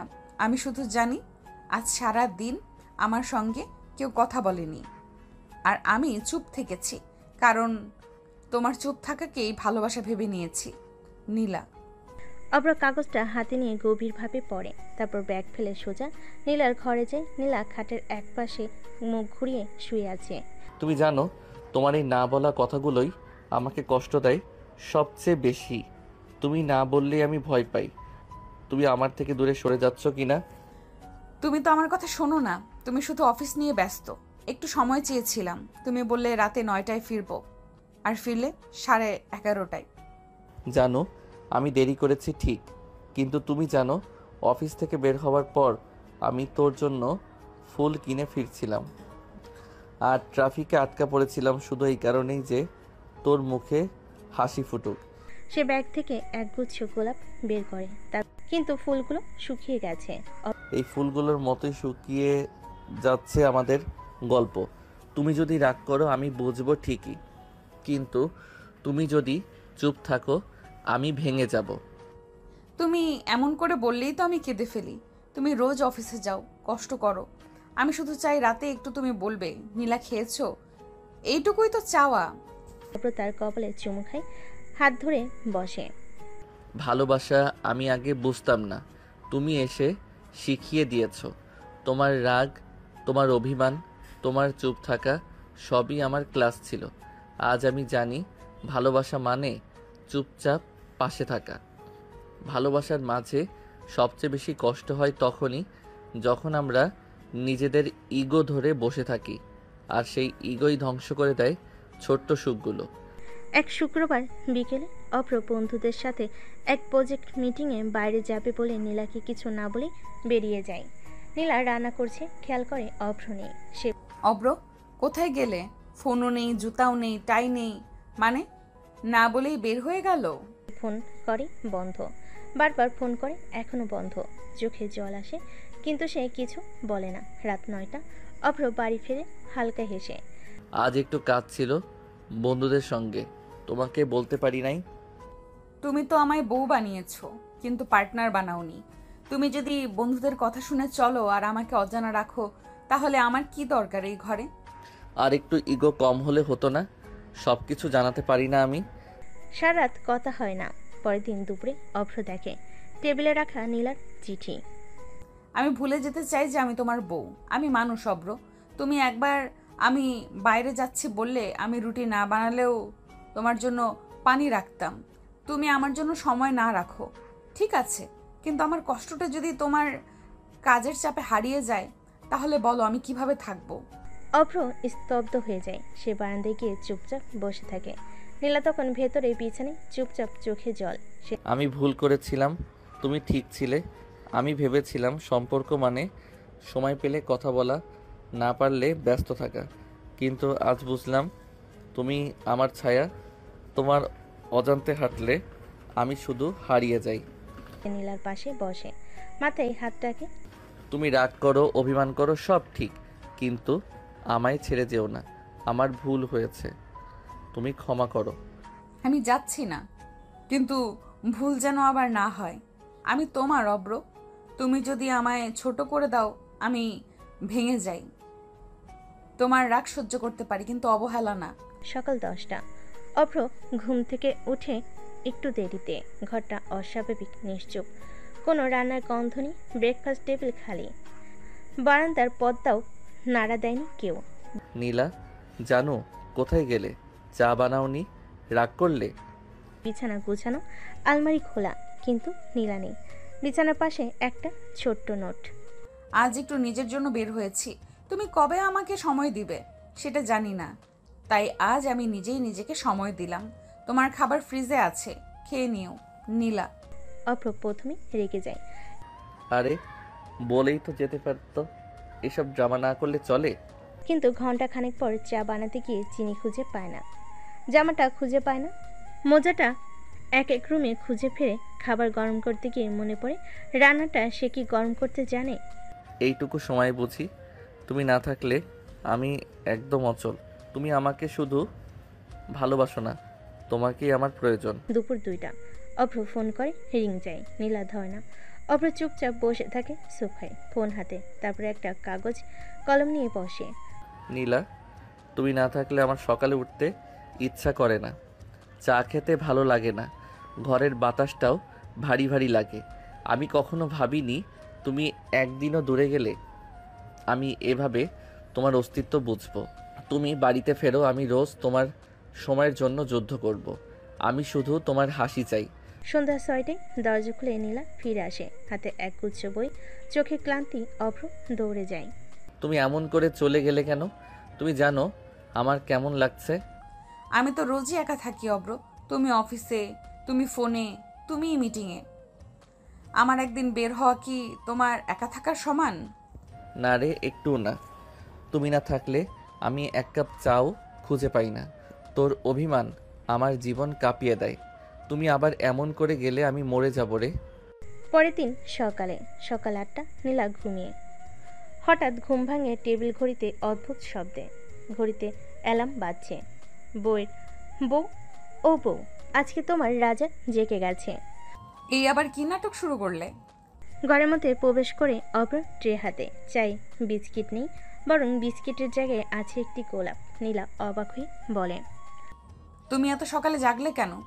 তুমি তো রোজ আমাকে ভালোবাসো, আজ আমি তোমার পায়ে হাত দিয়ে বলছি, আজ আমি তোকেই ভালোবাসবো। সে টেনে নীলাকে নিয়ে যায় বারান্দায়। ওখানে চেয়ারে সাজানো গায়ে ঢাকা গামছা, কিনে হেডফোন চলছে প্রেমের গান।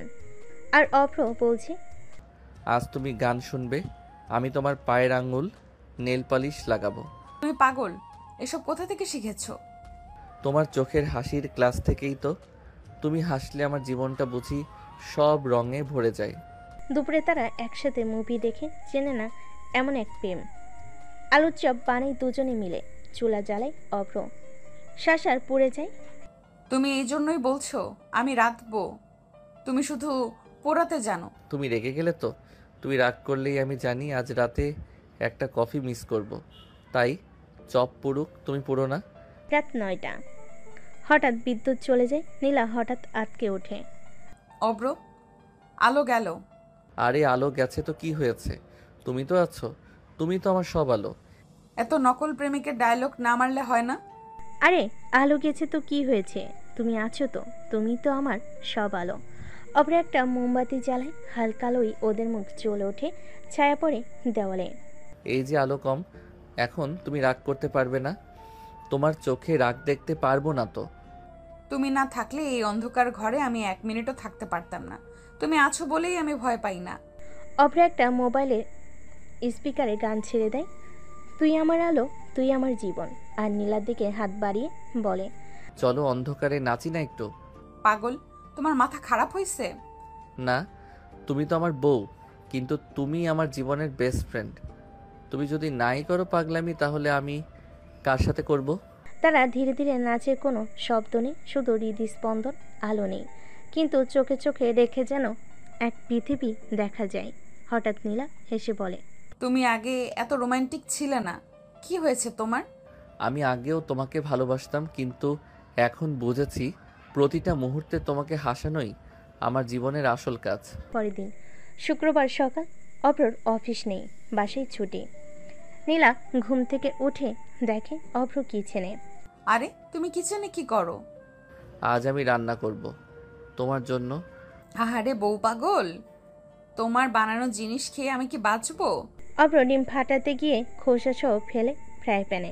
ভিতরে প্রোটিন, বাইরের শেল, একসাথে খেলেই তো ফুল পুষ্টি। তোমাকে আমি ডাক্তারের কাছে নিয়ে যাব। এতদিন ধরে পাগলামির ওষুধ খাওনি মনে হয়। দুজনেই একসাথে রান্না করে।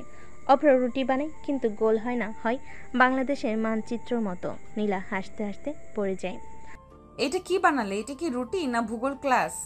রুটি না, এইটা আমার ভালোবাসার ম্যাপ। তুমি খাও আর বলো কি জিনিস। তারা একসাথে খায়, মেঝেতে বসে। একটা গ্লাস ভেঙে যায়, চা পড়ে যায় শাড়িতে, কিন্তু কেউ রাগ করে না, শুধু চোখে হাসি। হঠাৎ অভ্র বলে, তুমি জানো, তুমি যখন হাসো তখন আমার মনে হয় জীবনটা এত কঠিন না। তুমি যখন কাছে থাকো তখন ঘরটাই বেহেশতের মতো লাগে। আর তুমি যখন এইসব বলো তখন আমার মনে হয় আমি দুনিয়ার সবচেয়ে সুখী মেয়ে। অভ্র ধীরে ধীরে কাছে এসে কপালে চুমু খায়। নীলা থমকে যায়, তারপর হেসে বলে, এই চুমুটা মনে রাখবো, না রাগের জন্য না ভালোবাসার জন্য। এইটা রাখবো কারণ এতে ছিল শান্তি। তুমি ছিলে, আমি ছিলাম, আর কিছু ছিল না। নীলা চোখ নামিয়ে রাখে, অভ্রর মুখের দিকে আর তাকাতে পারে না, যেন কপালে সেই চুমুতে সমস্ত আবেগ গলে গেছে। হঠাৎ একটুখানি বাতাস জানালার পর্দা উড়িয়ে দেয়, চারপাশে একটা নিস্তব্ধতা নেমে আসে। আমি চাই এই শান্তিটা সারা জীবন থাকুক। তুমি আমার পাশে থাকলেই হয়, বাকিটা আমি সামলাবো। আর যদি আমি না থাকি? তবে এই দুনিয়া থাকলেও আমার কিছু থাকবে না, কারণ আমার সব কিছুই তুমি। এক মুহূর্ত নীরবতা, তারপর, তুমি জানো এই কথাগুলোর ওজন কত? আমি এসব শুনে আবার ভেঙে পড়ি অব্র। আমি আর ভাঙতে চাই না। তুমি ভাঙলেও আমি তোমায় আবার জোড়া লাগাবো। তুমি কষ্ট পেলে আমি কাঁদবো, তুমি হাসলে আমি বাঁচবো, তুমি থাকলে আমি হব। নীলার চোখ চিকচিক করে, ঠোঁটে লুকানো হাসি। পাগল, এইভাবে বলো না এসব। আমি তোর জন্য নিজের সব ছেড়ে দিতে পারি। তুমি শুধু আমায় ছেড়ে যেও না। আমি কোনোদিন না। তুমি আকাশ হলে আমি হব তোমারই নীল রং। সেই রাতে জানালার বাইরে বৃষ্টির রিমঝিম শব্দে যেন পুরো পৃথিবী থেমে গিয়েছিল।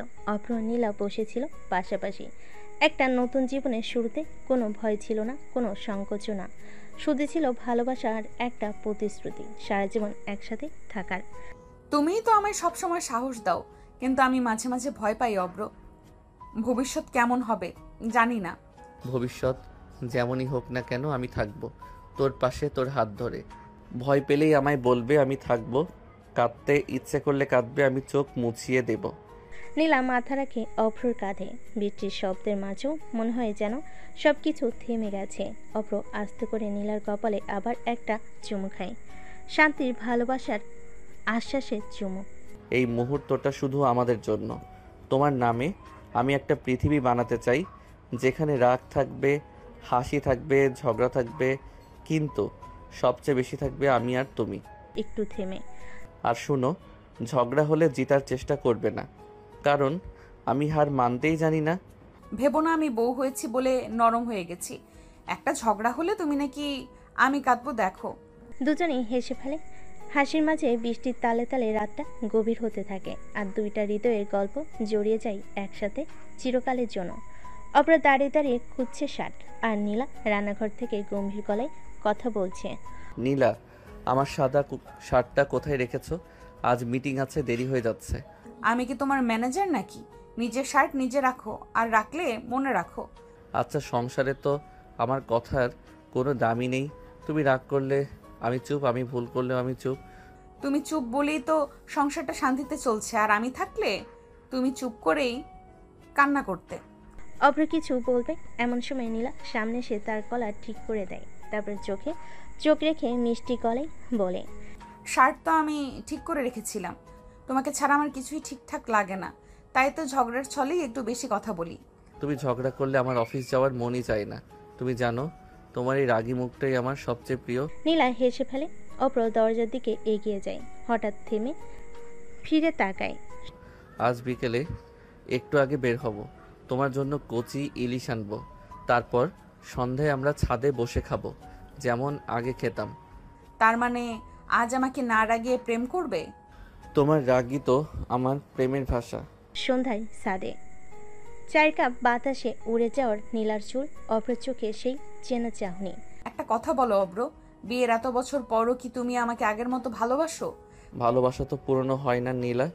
তোমাকে ভালোবাসতে বাসতেই আমি আজ নিজেকে ভালোবাসতে শিখেছি। তুমি জানো মাঝে মাঝে খুব ভয় লাগে, এই যে এত সুন্দর সময়, এইটা যদি কখনো হারিয়ে যায়। তুমি যদি পাশে থাকো সময় কেমন হবে তা আমার ভাবনায় আসে না, কারণ তোমার উপস্থিতিতেই আমার সময়টা সুন্দর হয়। নীলা মুচকি হাসে। বাতাসে চুল উড়ে এসে গালে লাগে। অভ্র হাত বাড়িয়ে চুলটা সরিয়ে দেয়। পরদিন অভ্র যখন অফিসে চলে যায়, তখন নীলা আয়নায় দাঁড়িয়ে, মুখে অস্বস্তি, চোখে অচেনা দুশ্চিন্তা। 3 দিন ধরে শরীরটা কেমন যেন লাগছে, ঘুম ঘুম ভাব, সকালে বমি ভাব। আর আমি কি? না না, এইটা ভেবে নিলে হবে না, প্রথমে নিশ্চিত হতে হবে। সে ধীরে ধীরে মোবাইলটা হাতে নেয়, একটা ক্লিনিকে কল করে অ্যাপয়েন্টমেন্ট নেয়। সেদিন বিকেলে চলে যায় পরীক্ষার জন্য। অভ্র তখন অফিসে ছিল। তাকে না জানিয়ে সে পরের দিন চলে যায় ক্লিনিকে। ডাক্তার চেক আপ করে রিপোর্ট হাতে দিয়ে বলেন, কংগ্রাচুলেশন, আপনি মা হতে যাচ্ছেন। নীলা কিছুক্ষণ চুপচাপ, এরপর চোখে জল চলে আসে, আনন্দে ভয়ে উত্তেজনার। সেই মুহূর্তে অভ্রকে কল করতে গিয়েও থেমে যায়, ভাবে সরাসরি চোখে চোখ রেখে বলবে। আর তাই সে কিছু বলেনি সেদিন, শুধু অপেক্ষায় আছে রাতে। তুমি কেমন জানো, শান্ত দুপুরে একটা মেঘলা আকাশের মতো, একটু রাগ, একটু মায়া, একটু ভয়, আর সবচেয়ে বেশি ভালোবাসা। আমি কিন্তু আর আগের মতো নেই। বিয়ের পর আমার চিন্তাগুলো বদলে গেছে অভ্র। আগে শুধু ভাবতাম তুমি আমায় ভালোবাসো কিনা, এখন ভাবি তুমি ক্লান্ত হয়ে গেলে তোমার পাশে বসে থাকতে পারছি কিনা, তোমার চায়ের কাপটা হাতে ধরিয়ে দিচ্ছি কিনা। এটাই তো ভালোবাসা নীলা। ভালোবাসা মানেই তো তুমি বলো না, তবু আমি বুঝে যাই। তুমি চুপ থাকো, তবু আমি পাশে থাকি। একটা দীর্ঘ নীরবতা, কিন্তু সেই নীরবতায় ভরা থাকে হাজারো না বলা কথা। হঠাৎ নীলা অভ্রের কাঁধে মাথা রেখে দেয়। তুমি যদি কখনো দূরে চলে যাও, তাহলে আমি কিভাবে বাঁচবো অভ্র? আমি যদি একদিন না থাকি, তাহলে তুমি তোমার ভেতরে আমাকে খুঁজে পাবে, কারণ আমি তো তোমার ভেতরেই আছি নীলা, তোমার হাসিতে, তোমার অভিমানেও। নীলা আর কোনো কথা বলে না, শুধু অপর হাতটা শক্ত করে চেপে ধরে, যেন সে হারাতে চায় না, একটুও না। রাত গভীর হলো। নীলা বারান্দায় দাঁড়িয়ে আছে। অপর ঘর থেকে এসে ওর পাশে দাঁড়ায়। তুমি আজ খুব ভাবনায় আছো, সব ঠিক তো? আমি মা হতে চলেছি অভ্র। অপর ধীরে ধীরে নীলার পেটে হাত রাখে। নীলার চোখে এক চিলতে জল ঝরে পড়ে। কোনো ব্যথা নেই, কেবল শান্তি আর তীব্র ভালোবাসা। পরদিন সকাল অভ্র নীলাকে নিয়ে ডাক্তারের কাছে যায় নিয়মিত চেক আপের জন্য। প্রেশার নর্মাল, সব কিছু ঠিক আছে আপাতত, তবে মানসিকভাবে খুশি থাকাটা খুব জরুরি। টেনশন না নিয়ে যত বেশি হাসবেন তত ভালো আপনার আর বাচ্চার জন্য। ডাক্তার, হাসানোর দায়িত্বটা আমার, আর উনি যদি রেগে যান সেটাও আমারই সমস্যা। রাগী বউয়ের স্বামী হলে এমন মিষ্টি সমস্যা হবেই। নীলা হালকা মুচকি হাসে। অভ্রর দিকে তাকিয়ে আবার চোখে ভালোবাসার দীপ্তি ফেলে। বাসায় ফেরার পথে, চলো আজ থেকে একটা ডায়েরি লিখি আমাদের সন্তানের জন্য। ও বড় হলে জানবে ওর আসার খবরে আমরা কেমন ভিজে গিয়েছিলাম আনন্দে। তুমি নাম রাখবে না আমি? নাম আমরা রাখবো। তুমি শুরু করো, আমি শেষ করব। তুমি শব্দ দেবে, আমি অর্থ দিব। দুজনেই হেসে ফেলে। ভালোবাসাই ভিত মজবুত হচ্ছে তাদের ছোট্ট পরিবারে। আসছে আরও একটি নিঃশ্বাস, আর গল্পটা বাড়ছে। রোমান্স থেকে এখন পিতৃত্ব মাতৃত্বের আশ্চর্য সফরে। ভালোবাসা বদলায়, কিন্তু ফিকে হয় না। নীলার মধ্যকার রাগ, মান, অভিমান, খুনসুটি সব কিছু এখন এক নতুন রূপ নিয়েছে, মাতৃত্ব পিতৃত্বের রূপ। অভ্র লিখছে ডায়েরিতে, আমার ছোট্ট মানুষ, তোমার মা আজও রেগে আছে। এইমাত্র আমাকে বলল আমি মোটা হয়ে যাচ্ছি, সব তোমার দোষ। আমি কিছু বলিনি, শুধু হেসেছি, কারণ জানি সে যাই বলুক তোমার জন্য সে পৃথিবীর সব কিছু ত্যাগ করতে পারবে। নীলা চুপচাপ পেছন থেকে এসে অভ্রের ঘাড়ে মাথা রাখে। তুমি আমাকে নিয়ে লেখো, কিন্তু সামনে এসে কিছু বলো না কেন? কারণ লেখা হলে তোমার রাগ থাকে না, আর মুখে বললে তুমি বালিশ ছুঁড়ে মারো। একটা কথা বলো, তুমি কি ভাবছো, ছেলে হবে না মেয়ে? আমি শুধু ভাবছি ও যেন তোমার মতো রাগী না হয়, আর যদি হয়ও আমি ঠিক মানিয়ে নেব, যেমন তোমার সাথে নিচ্ছি। বাজারে নীলা অভ্র বেবি শপে এসেছে, জামা কাপড় দেখছে। নীলা গোলাপি রঙের জামা দেখিয়ে বলে, এটা কেমন যদি মেয়ে হয়? তাহলে নাম রাখবো নীলার মতো কিছু। নীরা কেমন হয়? নীরা মানে? তোমার নীলা, আর ও হবে আমাদের নীরা। আর যদি ছেলে হয়? তাহলে নাম রাখবো আবির। তোমার রাগে রং লাগানো একটা চুপচাপ হাসি হবেও। দুজনে চোখে চোখ রাখে। তাদের স্বপ্ন তখন একটাই ছবি, একটা ছোট্ট হাত তাদের আঙ্গুল ধরে হাঁটছে। নীলা, আজ তোমায় খুব পরিশ্রান্ত লাগছে, একটু শুয়ে নাও, আমি আজ রান্না করে ফেলি। আচ্ছা আম্মু। শাশুড়ি কাছে এসে ওর মাথায় হাত রাখে। রাতে অপরর হাতে পুটলি, জামা কাপড় সব কিনে ফেলেছি, শুধু একটা জিনিস বাদ, তোমার রাগ কমানোর যন্ত্র। সে তো কোনো দোকানে পাওয়া যায় না, তোমার ভালোবাসাতেই সেটা লুকিয়ে থাকে। কয়দিন কেটে যাচ্ছিল শান্তিতে। নীলা এখন আগের মতো চট করে রেগে যায় না, আর অপর এখন আগের চেয়ে বেশি যত্নশীল। যেন নীলার পায়ের শব্দ শুনেই বুঝে যায় ওর পেট ব্যথা করছে কিনা। এক সন্ধ্যায় নীলা হঠাৎ চুপচাপ বারান্দায় দাঁড়িয়ে থাকে। অভ্র এসে পাশে দাঁড়ায়। কি হয়েছে আজ এত চুপ কেন? ভয় লাগছে। জানো, সবাই বলে মা হওয়া সহজ না। যদি আমি কোনো ভুল করে ফেলি, যদি আমার কারণে। চুপ করো। তুমি যদি একটা ভুল করো আমি 10টা ঠিক করে দেব। আর তুমি কারো মা নাও, শুধু তুমি আমার জীবন। তুমি যদি থাকো সব ঠিক থাকবে। নীলা চোখের জল জমিয়ে ওর কাঁধে মাথা রাখে। বাতাস বইছে, যেন তারাও এই নবাগত অতিথির অপেক্ষায়। পরের দিন ভোরবেলা হঠাৎ ব্যথা শুরু হয়। নীলা ঘুম থেকে উঠে হঠাৎ বুক চেপে বসে পড়ে।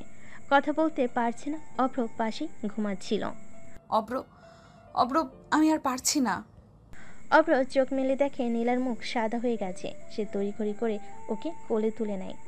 তুমি কিছু বলো না, আমি আছি, সব ঠিক হয়ে যাবে। প্লিজ চোখ বন্ধ করো না।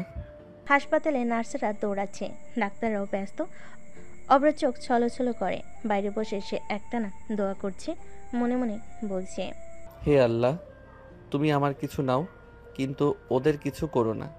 ও আমার সব, আর ওর ভেতরের মানুষটা আমার ভবিষ্যৎ।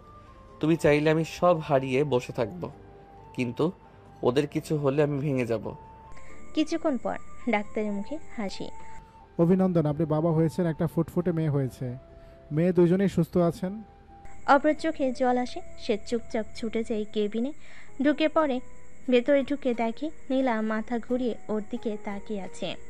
চোখে ক্লান্তি, মুখে এক চিলতে হাসি, পাশে ছোট্ট একটা গোলাপি কাপড়ে মোড়ানো প্রাণ। অভ্র, আমাদের নীরা এসেছে। না নীলা, আমার পৃথিবীটা এসেছে।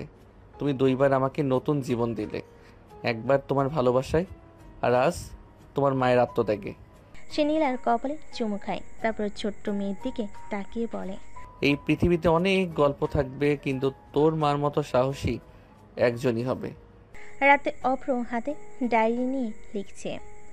আজ তুই এলি, ছোট্ট হাত, ছোট্ট নিঃশ্বাস। তোর মা তোর জন্য আজ জীবন দিয়ে উঠে দাঁড়িয়েছে। তুই কখনো বুঝবি না কতটা ভালোবাসা লুকিয়ে আছে তোকে নিয়ে, কিন্তু আমি জানি তোদের দুজনকে একসাথে পেলে আমি পৃথিবীর সবচেয়ে ধনী মানুষ। তো দর্শক, আজকের গল্পটি থেকে এখানেই বিদায় নিচ্ছি। আর অপেক্ষা করুন পরবর্তী ভালোবাসার গল্পের জন্য। সেই পর্যন্ত ভালো থাকবেন এবং লাইক, কমেন্ট, শেয়ার করে আমাদের সাথেই থাকুন। আর নতুনরা কিন্তু সাবস্ক্রাইব করতে ভুলবেন না। আল্লাহ হাফেজ।